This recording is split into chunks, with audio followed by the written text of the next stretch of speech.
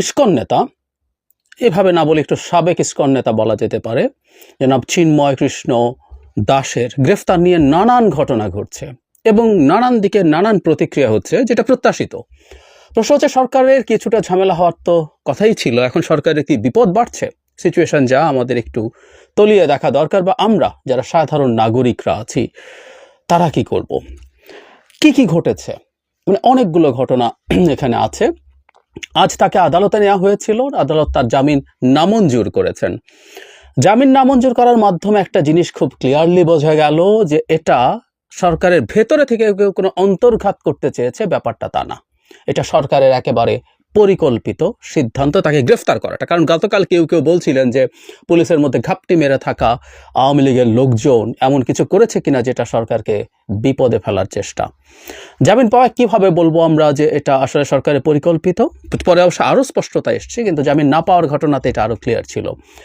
কেউ বলতেই পারেন যে জামিন হচ্ছে আদালতের ব্যাপার এবং এখানে সরকারের করার কিছু নাই, কথা ঠিক। এবং আমরা বিশ্বাস করি এই সময় আদালত শেখ হাসিনার আদালত না, এটা বাংলাদেশের আদালত, এটা ডক্টর ইউনূসের সময় আদালত স্বাধীনভাবে কাজ করছে, এই বিশ্বাস আমরা রাখি। কিন্তু জামিন নামঞ্জুরে যেটা বোঝা গেল, তার মানে সরকার পক্ষ বা রাষ্ট্রপক্ষ জামিনের বিরোধিতা করেছে। মানে আইনি প্রক্রিয়ার মধ্যে কারো জামিনকে আমরা কিন্তু ছাড় দিতে পারি, সেটা হচ্ছে অপর পক্ষ যারা জামিন চাইছেন তার বিরুদ্ধ পক্ষ যদি জামিন ঠেকানোর চেষ্টা না করে, তাহলে জামিন পেয়ে যাওয়ার সম্ভাবনা বেড়ে যায়, বা প্রায় সব ক্ষেত্রে এটা হয়েই যায়। সুতরাং সরকার যদি এমন হতো যে আগে তার এটা ভুলভাবে হয়ে গেছে, এখন সরকার এটাকে ঠিকঠাক করতে চাইছে, তাহলে সরকার কিন্তু তার জামিন কন্টেস্ট হয়তো করতো না। কিন্তু সরকার জামিন কন্টেস্ট করেছে, তার জামিন নামঞ্জুর হয়েছে। এবং এখানে আমি একজনের মন্তব্য পড়তে চাই, সেটা হলো আসিফ মাহমুদ, উপদেষ্টা। তিনি খুব স্পষ্টভাবে বলেছেন, সম্প্রদায়ের নেতা হিসেবে নয়, রাষ্ট্রদ্রোহের মামলায় চিন্ময় দাস গ্রেফতার। বুলেট পয়েন্টে বলা হয়েছে, সম্প্রদায় নয়, রাষ্ট্রের বিবেচনায়, নিরাপত্তা বিবেচনায় আইন শৃঙ্খলা রক্ষাকারী বাহিনী ব্যবস্থা গ্রহণ করবে।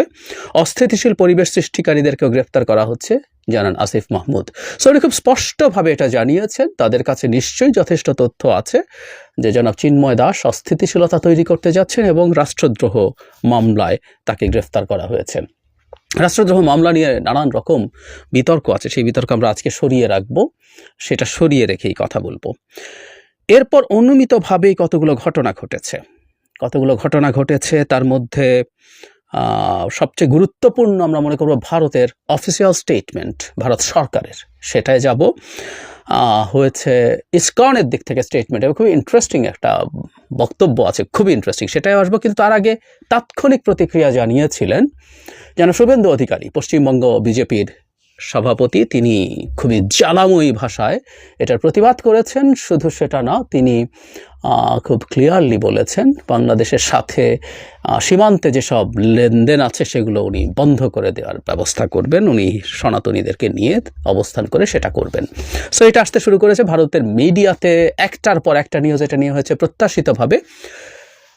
দু একটা ঝুঁকির জায়গা আছে, আমি শেষের দিকে সেটা বলবো। কিন্তু বাকি দুটো প্রতিষ্ঠান যাদের কথা বলছিলাম, ইসকন, তারা তাদের যে official Twitter page, X page, সেখানে তারা বলছে ডিস্টার্বিং রিপোর্টস তারা পাচ্ছেন, Chinmoy Krishna Das, one of the prominent leaders of ISKCON Bangladesh has been detained by Dhaka police.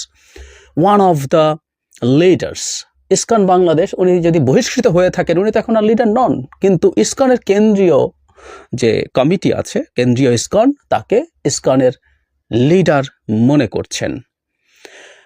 উনি বলছেন যে বেসলেস অ্যালিগেশন তাদের দেওয়া হয়েছে এবং ইসকনের বিরুদ্ধে কোনো রকম কোনো টেরোরিজমের ঝুঁকি নেই। কিন্তু যেটা সবচেয়ে গুরুত্বপূর্ণ বা ইন্টারেস্টিং ব্যাপার বলছিলাম তাদের স্টেটমেন্টে, সেটা হচ্ছে ISKCON urges the government of India to take immediate steps and speak to the government of Bangladesh and convey that we are a peace-loving Bhakti movement. ISKCON Bharat সরকারকে বলছেন, ISKCON তো ভারতীয় অর্গানাইজেশন নয়,